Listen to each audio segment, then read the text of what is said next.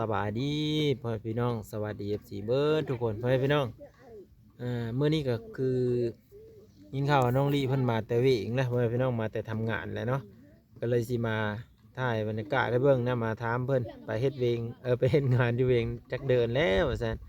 เนาะเพิ่นกลับมาเรื่อยๆพ่อพี่น้องเนาะไปสามสาวพุ่นนะอยู่นำกันมื้อนี้ไปเพิ่นก็กำลังสิเฮ็ดเฮินครัวเฮินนี่แหละพุดละคงละครัวเนาะ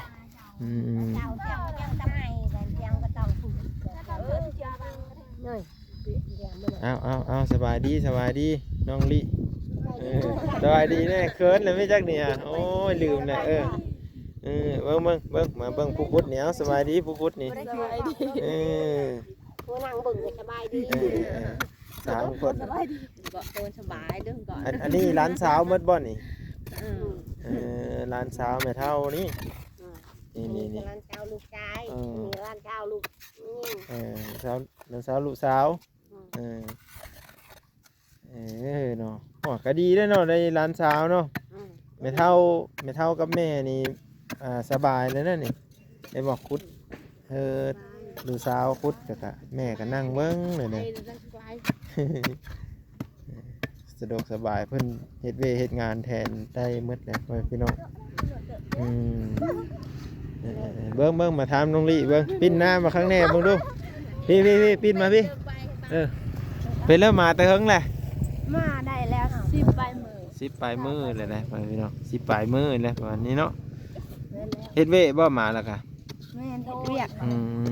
เฮ็ดเว่เนาะเฮ็ดเพื่อเลยแน่แต่ละมือฮะแต่ละมือมาหอดบ้านแล้วก็ขุดลักไม้กระพองอ๋อ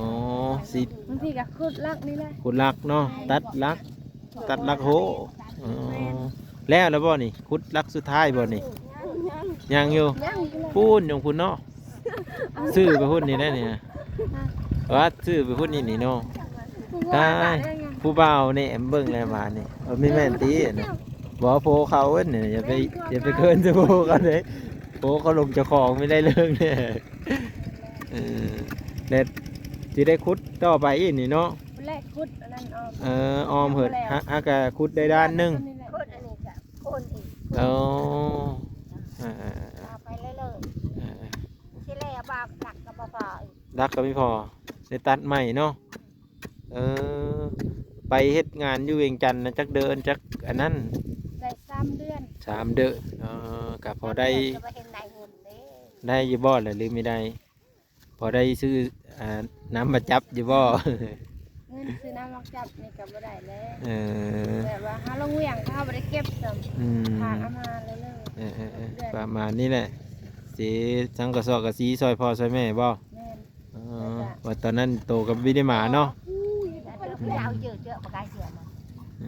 นี่น้องลิพี่น้องเพราะเลยที่นั่นก็ชื่อสิจำกันได้เนาะไม่ได้ถ่ายคลิปดนเลยได้ได้ถ่ายคลิปดนก็เป็นเคินเนาะเป็นเคินในอายแล้วพี่น้องเฮ็ดจะได้เลยเดี๋ยวมื้อหน้าสิมาอัปเดตให้เบิ่งอีกพี่น้องพอดีน้องเพิ่นมาแล้วก็สิมาถ่ายบรรยากาศให้ FC ได้เบิ่ง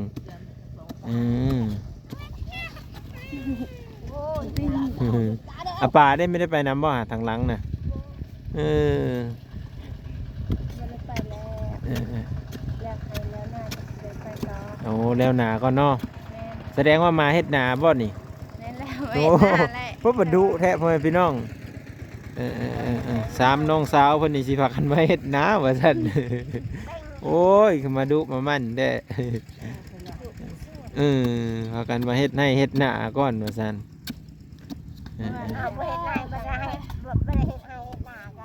เห็นเด้อเนาะก็ต้องเฮ็ดหน้าปลาไว้ก่อนเนาะเฮ็ดหน้าปลาไว้บัดมันหมดเด้อซะมาเฮ็ดหน้าไหมบัดมาว่าสิเลยจะกินข้าวแม่นแหละแม่นความแม่เฒ่านะเนาะก็ต้องเฮ็ดให้เฮ็ดหน้าซอยพ่อซอยแม่ก่อนแล้วจึงไปเนาะปีนี้ก็ทุกคนคือสิพากันดำนะกระทึกแล้วปีนี้เนาะว่าหลายคนได้ซอยกันเห็นบ่น้องพรเพิ่นแน่น้องลิแน่ซอยกันไปพี่น้องเลยเป็นกุดละโคแล้วกุดละโคนี่แหละเสื้อน้ำมาจับบ่หรือว่าเสื้อไม้ยังบ่มีเงินซื้อเลย อันนี้คือขุดปลาไว้ก่อนเนาะ ทั้งไว้ก่อน พอได้หูจักเขตแดนบ่ แม่ เออพอได้หูจักเขตแดนได้แล้วบ่นี่ยกเลยบ่นี่โอ้เบิ่งเด้อสาวหลาบ้านป่าโอ้ขี่รถไถพุ่นไปเมืองชนแล้ววะเนี่ยโอ้เบิ่งแหงหรือมีแหงเบิ่งเอานี่แหละนี่เอาเนาะพุ่น ระวังมันทับโอ้ได้หาเบิ่งผู้นั่งอยู่กันมียับอ้อได้บ่ผู้นั่งอยู่นี่เอ้ยพอดีบ่แม่เฒ่าต้องใส่ตาแม่เฒ่าเป็นคนวัด ทั้ง ฮะ ได้นี่ทั้งนี้ละว่าตาย ทางเลิกกกอะไรบัดนี้ ปลูกไปว่าทางนี้ แล้วมันซึ้งแบบเลยล่ะบัดนี้ เป็นโลก ปินได้บ่น้องลิย่อๆช่วยกัน1 2 3แล้วบ่เป็นเลย ปินนี่เอายกอึดแห้งๆเป็นอีกจังหน่อยหมดแห้งเลยพี่จัก ทางบ้านนี่ อืม ทางบ้านนี่ อาทิงพังซอยเอ้ยเนี่ยฮะเอ้ย มันขยัน ดินกับใครโยนไม่แข็งปะเลยอันนั้นทุกคนนี่เป็นดินทรายนี่ก็พอพุดได้อยู่ ทางเอาจะมองเป็นเอาเสาลงคุ้มเปิ่นว่ะมือนี้มือจบมืองามเนาะ ทางบ้าน ไปเท่าผ่าเอาเสาลงคุ้มแล้วทางเรียบร้อย ต้มเนี่ยต้มมัน เอาหมดเลยง่ายๆก็ไม่ได้บ่หลักแดนนี่เท่า มาได้ ได้ทำนี่มันบ่ ไปให้มัด บัดนี้เด้เลาะแคมทางบ่ไปเท่าบัดนี้ แล้วอันนี้เลย ซื้อเลย ชื่อเลยหัดพุ่นเวท บัดเขาเฮ็ดทางได้สักเขาสิบ่ขุดเอาอีบ่ มาเอาอยู่วางอยู่ค่ะ วันแรกเนาะบางทีเขาเฮ็ดทางแล้วเขาสิเจ้ายับเข้ามาดิ มาเลย มียับแล้วเนาะ จับแกงนี่เลยไปตามแบบไปตามอย่างกว้างบุ้งเนาะ กว้างบ่เขาเฮ็ดก็พอดีรักษาภัยเนาะคันเขาเฮ็ดทางก็ได้เนี่ยรักษาภัยเพิ่น ทำนี่มันจะมาใหม่ โอ้เพิ่นสิเฮ็ดร้านเพิ่นถมไปหมดเลยมื้อนี้ ทำไปหมดเลย โอ้รักเลยคักเลยพี่น้อง นี่นะอันตะวันเจือนี่จึงแน่นี่เนาะบอกกันนี่ มีแต่ตาผู้สาวเหมือนเนาะหักแหนมีซึ่งเนาะมีแค่ตาผู้เฒ่าเนาะอันนั้นก็แหงขุดงามๆค่ะ นี่ซึ่งจำนี่แน่น ชิมตา เป็นถมนักโหให้พี่น้องมาแต่เวียงจันทน์ มา มาแต่เวียงจันทน์เลยสิไปกรุงเทพอีกบ่บัดนี้หรือว่านั่นแหละปีหน้าปีใน ได้แล้วอีอันนี้มันได้วัด ได้บัตรเลยเนาะไปได้แม่นบ่ มันบ่ฝ่าย อาป่าได้แล้วบัตร บ้านพ่อจะเห็น จักปีได้ซะไปก็ต้องมีงานเนาะไม่มีงานกันยากเด้อพ่อพี่น้อง ไปผุนก็ยางเลยบ่มีเงินอีกยังได้อยู่แล้วแต่มันไม่มีเงินอะไรเงิน ได้เงินแล้วก็ไปก็มีงานนี่เนาะ มีเงินก็ยังว่า ว่า มีงานก็ยังว่ามีเงิน มีมันจะเป็นหลักเลยนี่ ต้องงาน ปิ่นได้มันซึ่งเด้อ ก็จะกลายเขาเป็นนะคะเนาะเหือ เฮ็ดป่านนี้ทมแล้วก็ปิ้นบ่มันสิได้บ่จื้อจิเด้อมาทิ้งอย่ามาเด้อลักล้มทับเด้อพอดีเพิ่นขุดก็พอดีเอาเจาะกับลักเลยพี่น้องเฮ็ดแหงเรียบร้อย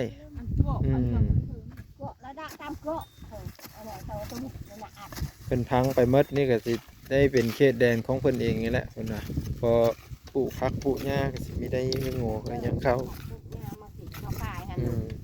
โอ้ยดูอีดอกมีแต่คนดุๆนี่ฮะแต่ว่าบ่มีน้ำ แน่ไม่มีน้ำอีกบาทนี่ ไปหาอาบน้ำพ่อให้ทางเอาไว้ทาง คันได้เงินเนาะได้เงินจังทั้งเฮ็ดจะได้เลยบ่ได้ก็ไปตักเอานี้แหละก่อน อึบไม่ได้ให้จัด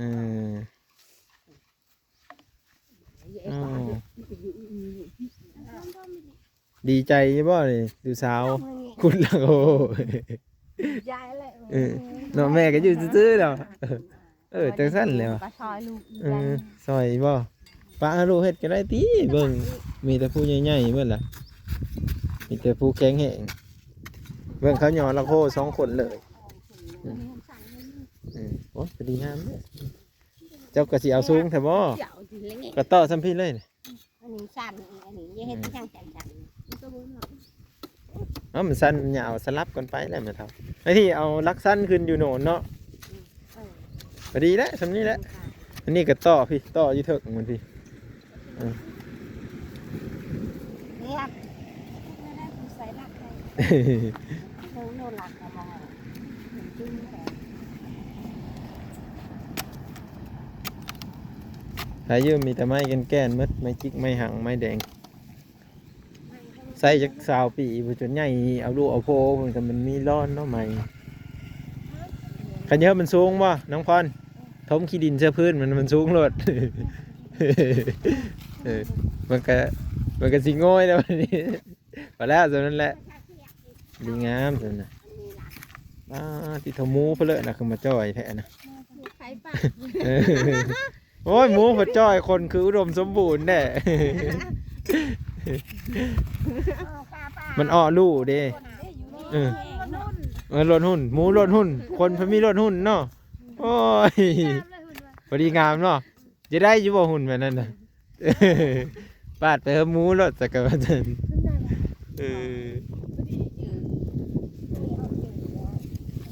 มันนี่จะเป็นพังละโอ้เดี๋ยวเพิ่นว่าพ่อเพิ่นสิเฮ็ดเฮินไผ่ไว้ไปน้องเอ้ยเนาะอันนี้ก็คือมาถ่ายบรรยากาศให้เบิ่งเด้อนี่เป็นหยังโอ้หลายอันหลายอย่างแหละเพิ่นก็ว่าไปหาเงินว่าสิพอได้น้ำบาดาลอะไรแต่ว่าบ่มีก็เลยว่ามาถ่ายให้เฮ็ดนาก่อนเพิ่นว่าเนาะอย่างนี้จักเดินก็นี่ฮอนบ่สองเดินเนาะ2 เดิน 3 เดินนี่กันฮอดสงกรานต์เด้นี่มีแม่นวิทย์เมื่อเดินนี้ก็ฮอดสงกรานต์ไม่จักนี่ฮะนี่เอ้ามันก็คักแล้วแบบนั้นเนาะไปหาลินสงกรานต์นี่เด้นี่ตกข่าวแล้วเด้อบาดนี้น้องพรน้องลี่คือจักเด้สมพรมีแม่นเราเยอะมาบุญนี่วิจักซะนะเนาะบุญนนสว่างเมืองสนบ้านเอ้ยทิพย์นั่นแหละพี่น้องบ่ได้ว่าอย่างว่าบุญแบบเฮาเมื่อยก็เลยเฮามาเมื่อยมาพักผ่อนเนาะบ่เมื่อยอยู่ต่อโอ้แบบเป็นอะไรได้ยากมาพักผ่อนว่าง่ายก็ได้เมื่อยก็บ่เมื่อนี้ได้ไปเซิร์ฟมื้อนี้ขุดละหัวนี่ โอ้ขากันขุดละโคเนาะยังมีรักนี่ขุดมาแล้วอ๋อรักยังบ่พอเนาะแต่เพิ่นมากันขุดละโคสามัคคีกันพี่น้องเอ้ยประตูเฮาได้ทางเลยทางหน้าพุ่นบ่เราเฮ็ดอยู่นี่เลยบ่พอดีงามเลยนี่กุกไม้นี่เพิ่นมีโกกมะกอกเป็นของตัวเองเลยได้นี่อย่าว่าโกกมะกอกก็ตัดว่าซั่นไม่ได้ตัดหรอวะคือมีเอาไว้กินม้ามาเลยมีม้าใช่ป่ะนี่ม้ามันกระตุดกระติดเนี่ยผลหมากวลายเอาไว้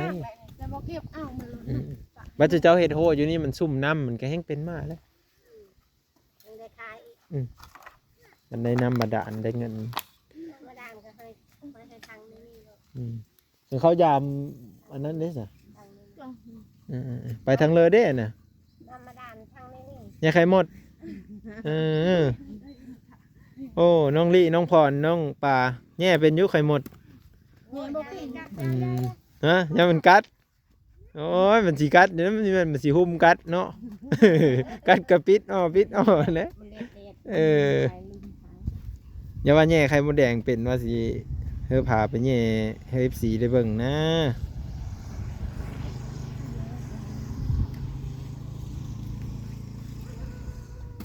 รักก็มีพอมันนะ สำเนียงเลยทุกคนเดี๋ยววิดีโอหน้าพอกันใหม่พ่อแม่พี่น้องบรรยากาศเมื่อนี้ที่เห็นน้องลิน้องพรเป็นกำลังจีเฮ็ดเหินครัวเฮ้ยนี่แหละเนาะกำลังทำความสะอาดบนพอเพิ่นก็ได้รอติดตามเบิ่ง ตรง